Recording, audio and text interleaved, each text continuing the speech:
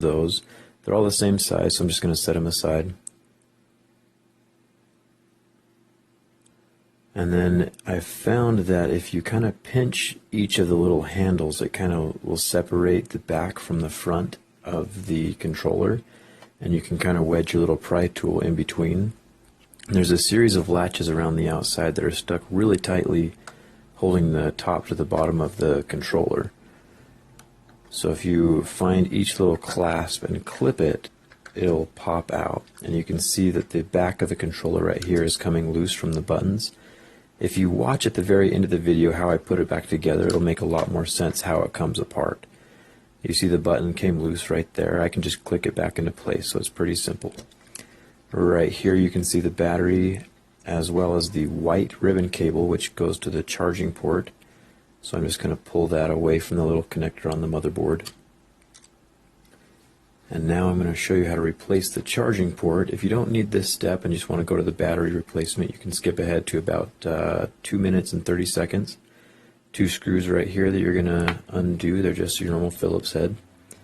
And then you can start moving the little pieces of plastic. And this is all for the light that is on the controller for the how it communicates with the camera and the Xbox, and the PlayStation. Get all the little plastic out of the way, and there's 2 little Phillips head screwdrivers down, screw heads down at the bottom that I'm going to undo. And then the charging port itself just comes loose from the controller.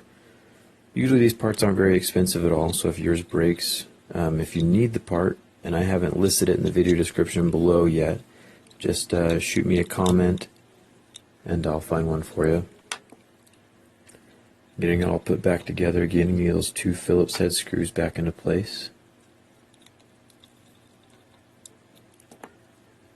Tightening them in, and then the glass has its own little pins that it kind of sits on top of, so everything goes back in its own little groove. The controller was made pretty sturdily. And then you have the top 2 Phillips head screws as well. So here's the battery. The interesting thing about the battery is 3.65 volts and 1,000 milliamp hours. It's a lithium ion. I think that this battery feels really light, and that you can get another battery that would be about the same size that, doubles the milliamp hours in it. So I think it's switchable. Anyway, so here's the 2 vibrators in the handles of the controllers. One is bigger than the other. I thought that was interesting as well, to kind of give you kind of dual vibrations. And then to take out the main board inside the controller, you have the 1 screw that holds it into place. And as you're separating the main board from the top half of the controller, there's a few little buttons that might fall out. There's not very many. It's mostly just a share button at the top along with the other button. You can see that mine came loose. All you got to do is just grab your little button and pop it back into place. It's not too big of a deal. And so all these buttons, they are swappable as well, so you can just pop those out and pop new ones in. And then here's the main board. Nothing on this is really swappable. All the like the vibrators and everything else is soldered onto the main board, so there's nothing really that you can change out on this section of the controller.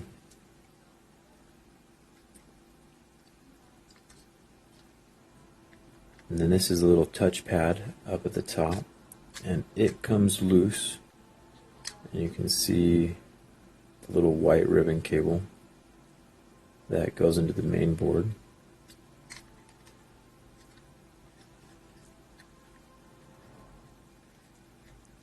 Just clip that back into place. And then back to the main board again. So this is the little speaker right here in the main section. So if your speaker goes out, you can swap that out. And you can see on the main board these little connectors right here is how it gets its communication. It just rests against those little gold connectors, and it tells it what to play. Kind of fun. Anyway, get that position back into place again, back on the main board. And then set it directly on top of the plastic. I keep it face down just so I don't have to deal with all the buttons coming loose and falling out. And then make sure everything finds its correct groove. Get that little ribbon cable back into place that you took out before. Just press it in. There's a little latch that you have to clip down.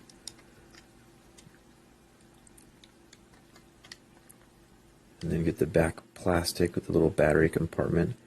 And I think, you know, if you do find a different size battery, one that lasts longer, you can modify that compartment just a little bit, you know, shave away a little bit of the plastic. It looks like the battery, you know, there's room around the battery as well. Anyway, here's the charging port ribbon. You can kind of see me getting that into place, just making sure just do it super gently, not to bend the cable at all, not to scrape off the little gold connectors on it. Just push it straight in, then it holds itself. There's no latches or anything on this connector.